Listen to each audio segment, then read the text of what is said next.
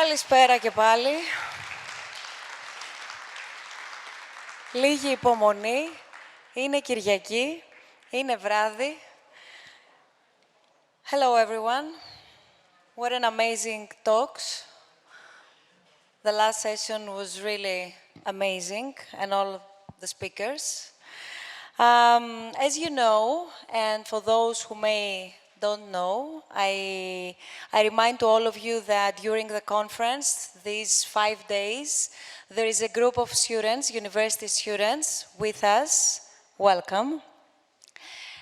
You're coming from the US, you're coming from Thessaloniki, you are university students from Aristotle University, and you are students from the Delaware University. All of you became a team, and during the first International Journalism Week, you observed our forum, you attended many discussions, sessions, and side events, and you have some results, your insights, let's say, about journalism. You're not journalists, you're university students in the field of politics science. So we're very curious to hear from you. What did you keep from this forum by attending all these sessions and listening from so many representatives of journalistic community? What is happening outside there, inside here, etc. So first of all, I would like to ask you to introduce yourselves, and then, I know that you have already agreed that some of you will share with us some points, very major points of your feedback, right? Okay, we can start from there. Hi, my name is Avieris. I'm 21. I study political science in Thessaloniki, and it's a great honor to be here.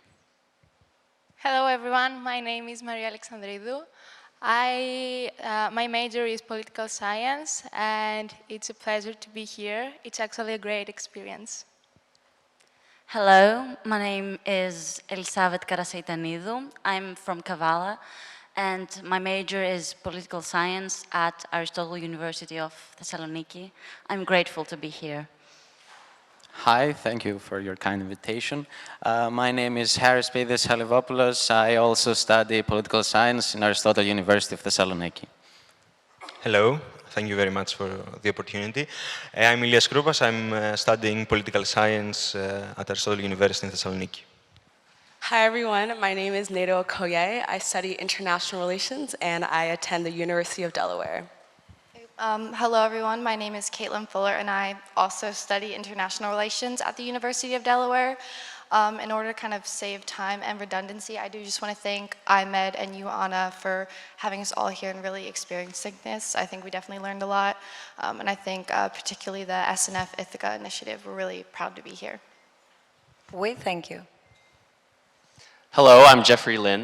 I'm a student at the University of Delaware. I'm actually a chemistry major, so. Hi, my name is Hannah Orgoglioso. I'm a student at the University of Delaware, studying public policy, pursuing a master's in public administration. And thank you so much for having me. Hi, I'm Luke Halko, and I study computer science at the University of Delaware. Welcome, everyone. I don't know anything about your meetings, about your gatherings, about your focus group, and that's the correct thing. And that's the reason why I don't have any idea. But to be honest, and while I was preparing for this presentation, they shared with me that, among others, you raised up the issue of how media face younger generations. And if I am correct, and if I am, as journalist being, saying and transferring not fake news, but the truth, I would like to answer you directly why and how do you feel that media, a media industry, does not integrate as much as they call the journalists, I mean, younger generation. And what do you mean by that? And what else do you think journalists have wrong about young generation? Are there common misconceptions? Please. Well, thank you, Anna, and everyone. Well, in my opinion, there is this notion that young people tend to be more naive and tend to be uninterested in global and social affairs. And that couldn't be further from the truth. In fact, John Della Volpe mentioned briefly yesterday that this is the most active generation in 70 years. So we are interested, and all we ask is for the media, mainstream media and traditional media to take that into account, as well as our willingness to participate in the dialogue.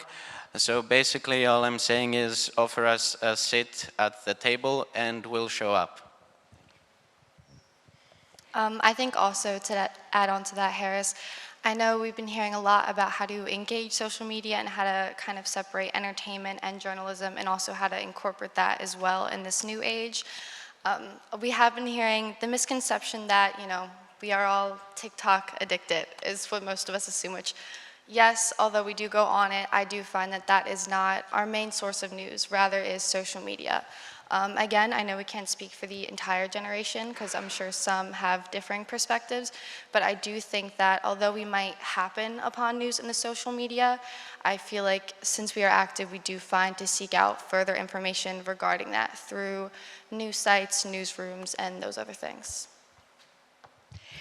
During the conference, we have talked about both traditional media and social media, as you just mentioned. While we know there are plenty of imperfections, you have also said there are elements of each of these models that are desirable.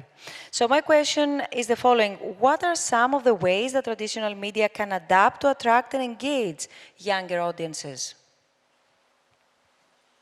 Yeah, so I think kind of the question at hand for us, right, is on the one hand, how to continue to uphold the core journalistic principles that we've heard emphasized so much this week, and on the other hand, to accommodate the rapidly changing media preferences of our younger generation. And I will say, in my opinion, I don't think social media is the best place for sort of a reasoned and complete discussion of the complex policy and current event issues that face us. But I do think it can serve as a gateway, and not just a gateway for journalists to share links to their articles, but also a gateway for the younger generation to learn more about the why of journalism, why journalism is important and why they should care about it. And so, there are many good reasons why the younger generation should engage with journalism, and we've seen that especially with some of the incredible stories about journalists working in areas where freedom of the press is being actively suppressed. But I think the question is for journalists whether you all will be willing to engage with the younger generation on social media and sort of on their platforms that they engage with. May I add to that? Through the courses, we saw that social media were being demonized in a way, and they were being attacked. And for me, the question that arose was, are information journalism? Because what social media produce is just basic information. When it comes to journalism itself, what we want to see is validity and research. So when I go to social media for information, I do not expect a research. I do not expect for anything credible in there. When I want something credible, when I want a very serious research, I go to traditional media. But usually what I see is traditional media try to imitate what social media do by clickbait and, I don't know, maybe not doing the research that they should be doing. So I believe that traditional media should really use social media as a tool instead of just take it as their enemies.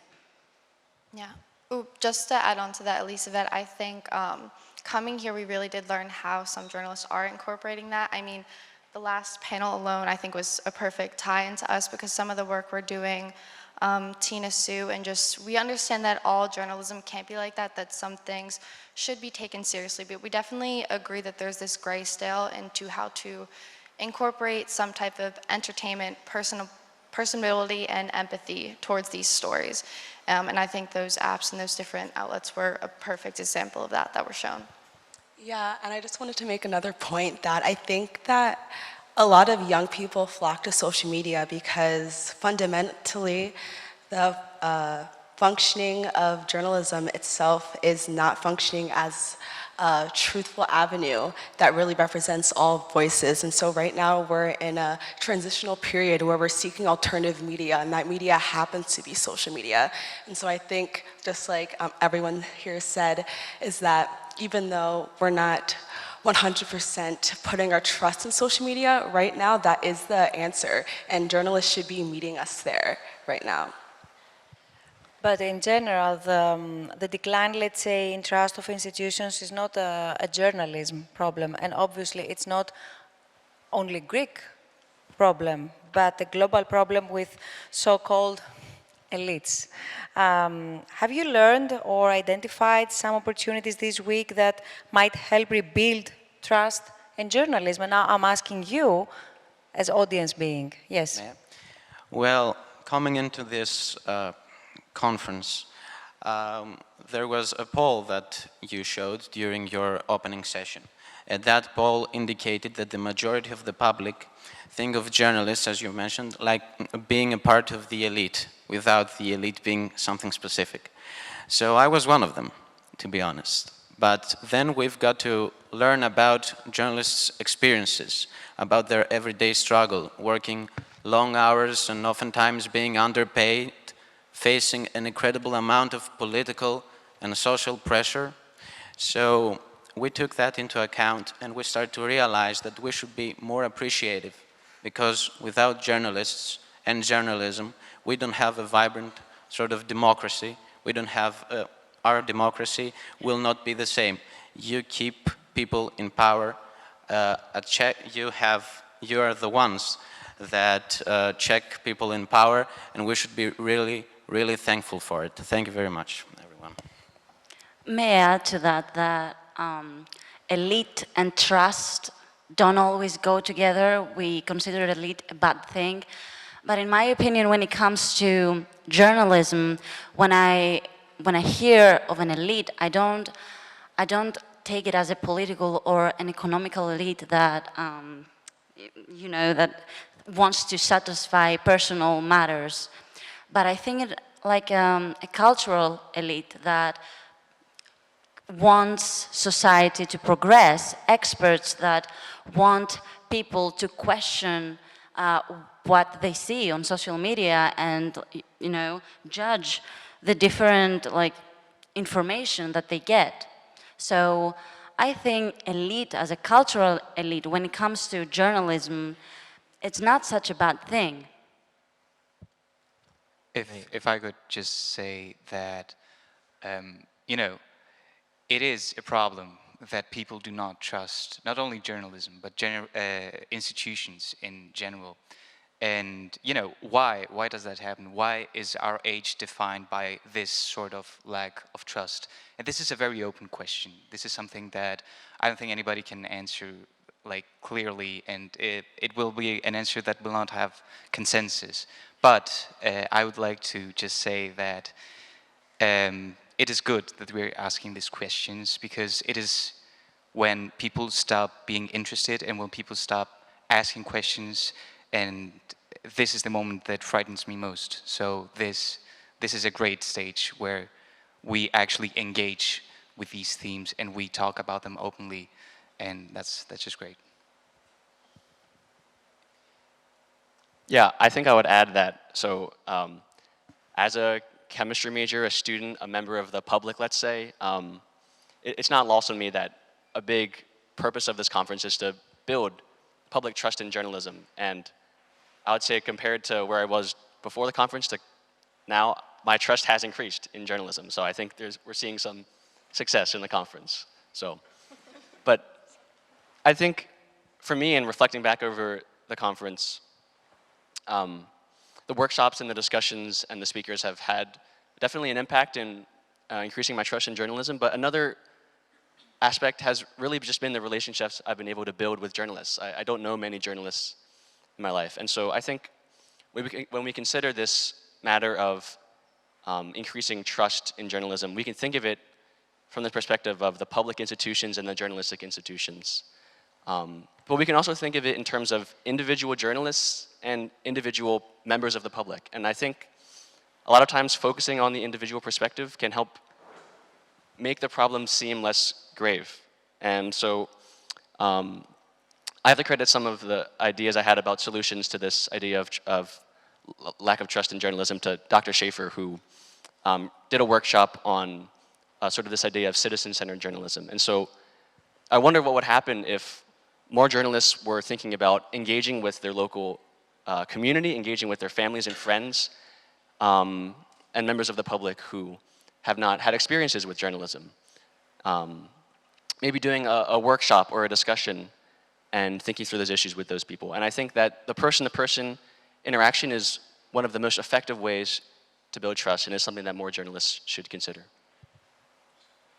So the previous panel had this conversation around diversity in the newsroom, and I actually think this is very closely tied to the issue of trust here, because I don't feel that many newsrooms or news organizations are representative of, you know, everyone, and or a large enough set of the population, and I think that inherently makes me suspicious, even as a white guy, because you know, and we have these conversations about elites, and of course it's not true for all journalists, but I certainly don't think it's the norm for a large enough set of people to be represented by a single source of news, and I think that is definitely a problem.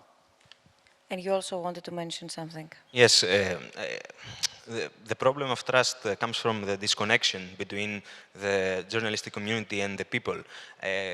Everyone sees those headlines, but they don't click to read the article, because when you cannot give a positive answer to the question why this has to bother me,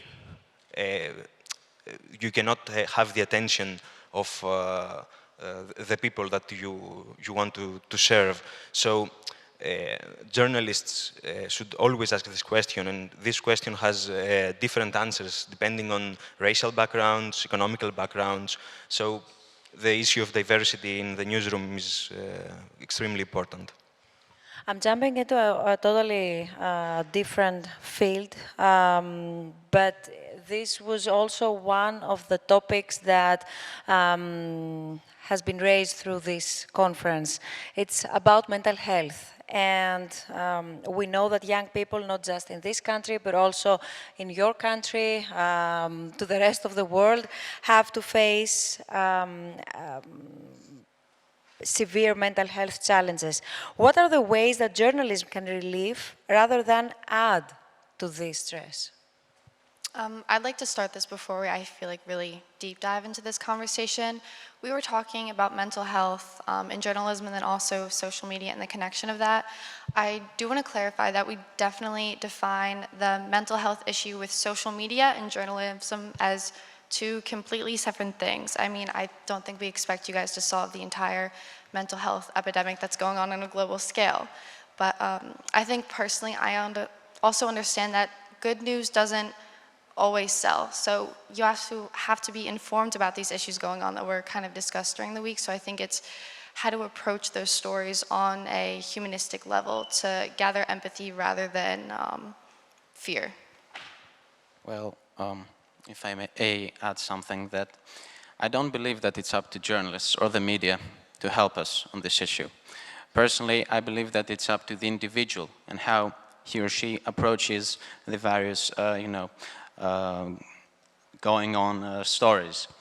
I want to simply say that this is a messed up world, basically, and I understand that it is anxious, but it will not become better if we simply stop paying attention to it. And it might be hard, but it is necessary for us to raise awareness, so as to be more optimistic about the future. It's not an easy procedure. It is difficult, it is painful, but it is unavoidable, in my opinion. Before coming to you, Timothy Schiffer, I would like to ask you if you would like to send a message to the journalists that now they are outside and I know that they can hear us. And I feel and I think that they would like to hear from you since you were here with us during the whole week, as I said. And without disturbing anything, you observed and you attended all the panel discussions. So if everyone from you could send one message with just one word, which would be that? I'm starting from you, and the rest will follow. Well, I would just say, do not lose hope, right? Do not lose hope that things can get better, and do not lose hope that the younger people actually care. Well, as it concerns trust, I think that they should try to earn our trust and not to demand our trust.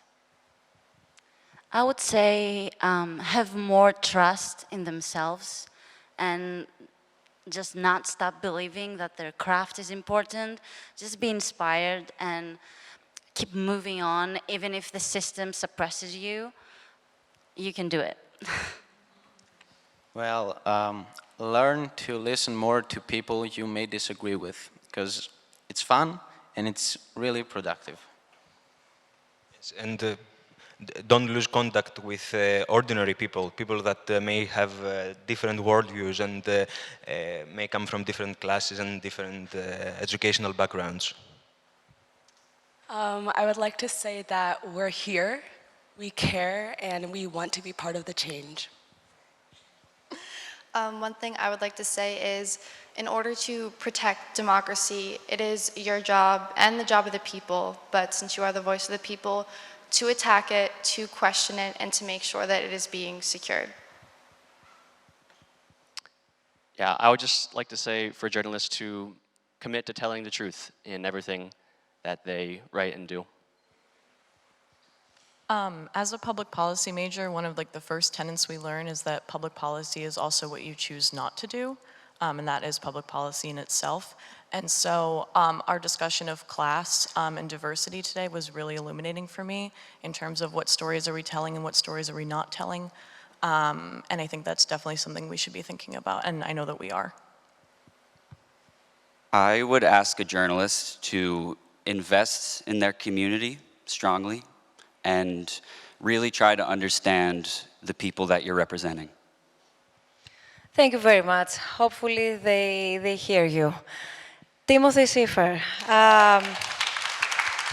SNF Chair Civil Discourse. You have been working very closely all these days, the last 5 days, with this amazing team, all these 10 university students, and I would like to share with us your thoughts, but also the process all of you, followed. Yeah, thank you. Thank you very much for the opportunity to speak just for a moment. And I just want to say thank you to some of my Biden School colleagues, our SNF fellow, John Della Volpe, who was referenced earlier, who unfortunately had to leave, but was part of a conversation throughout this week. We met daily to have an opportunity to reflect a little bit on what we heard, what was going on, the opportunities and some of the challenges, but really the possibilities. The students that you see in front of you are not journalism students, not a one of them. They're coming from perspectives and experiences that are really out there in the world, who are, I think, truly hungry for what you're doing and recognizing, as was mentioned, for you to play a vital role in the future of democracy.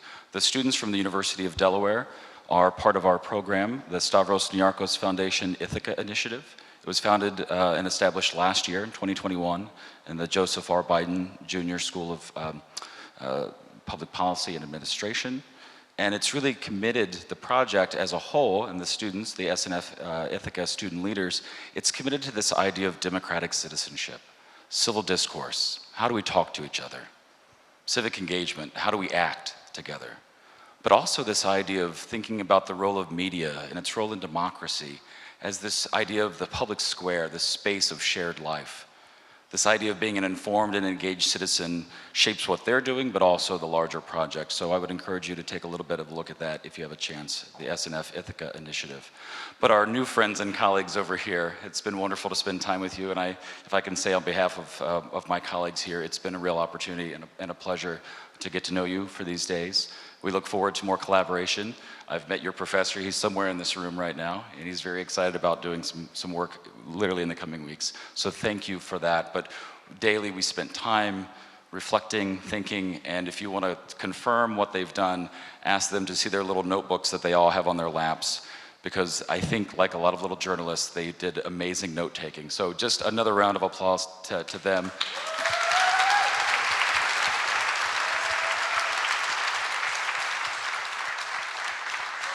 And on behalf of my colleagues and our other colleagues from the Biden School and the University of Delaware, thank you to iMEdD for this opportunity, a tremendous opportunity for students. This is not a first-year student sitting right here, right, Harry? Yeah, I'm exactly. a first-year student, yeah. And he knows everything about American politics. But thank you to iMEdD and to SNF for making this possible, and we really look forward to more conversation tonight and as we go forward. Thank you. Thank you. With some drinks and food from our side as well. Okay, thank you all for being part of this conference. Thank you for participating. Thank you for doing all this work. We're here, we're waiting for more results. We're waiting and looking forward for your full report. Thank you so much. Thank you. Thank you.